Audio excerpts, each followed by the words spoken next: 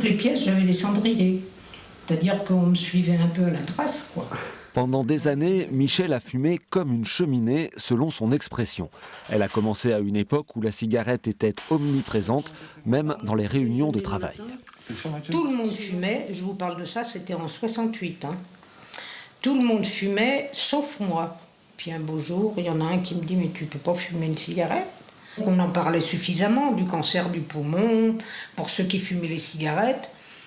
Mais sincèrement, je pense que c'est pour toutes les maladies, en fait. On fume, on sait qu'on peut avoir le cancer. Mais on se dit qu'on passera à travers. 10 ans après avoir arrêté de fumer, Michel est prise de tout, un symptôme anodin, mais son médecin généraliste a du flair et il l'envoie au CHU où un cancer du poumon est rapidement détecté. Ce qu'on voit sur vos examens, c'est que vous êtes en rémission et qu'il n'y a plus du tout de maladie, madame. La prise en charge précoce a joué en sa faveur. De plus en plus de cancers sont ainsi repérés de façon imprévue. Dans l'établissement, on en a un tous les 10 jours à peu près. Donc c'est quelque chose de plus en plus fréquent parce que les malades ont de plus en plus d'examens. Et finalement, c'est quelque part une chance que ce soit découvert de façon fortuite, même si dans certains cas, les malades n'ont aucun symptôme. Ils ont quand même déjà une maladie qui a diffusé en dehors du poumon. La Haute Autorité de Santé vient de recommander l'engagement d'un programme pilote pour mettre en place un dépistage organisé.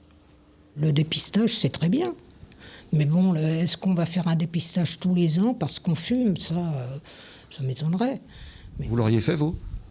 Oh, je ne suis pas sûre. Au-delà du frein psychologique, il est plus compliqué pour les médecins de dépister un cancer du poumon qu'un cancer du sein ou du côlon. Les radios sont peu fiables, les scanners trop irradiants, et si on découvre un nodule, il faut être certain de sa dangerosité pour ne pas opérer inutilement. Là, c'est un cas un peu caricatural, on voit que c'est assez gros. Découverte fortuite d'ailleurs, au passage, oui. Et comment est-ce que j'accède au mieux au nodule? Et donc c'est à ça que c'est l'endoscopie virtuelle là, que je vous montre. Au CHU de Limoges, les spécialistes expérimentent de nouvelles techniques pour étudier au mieux les tumeurs. On travaille beaucoup sur ce qu'on appelle les cryobiopsies, qui sont en fait une espèce de technique où on colle comme un glaçon sur la lésion, ce qui permet de faire des prélèvements de très bonne qualité en dépit d'un endoscope de petit calibre.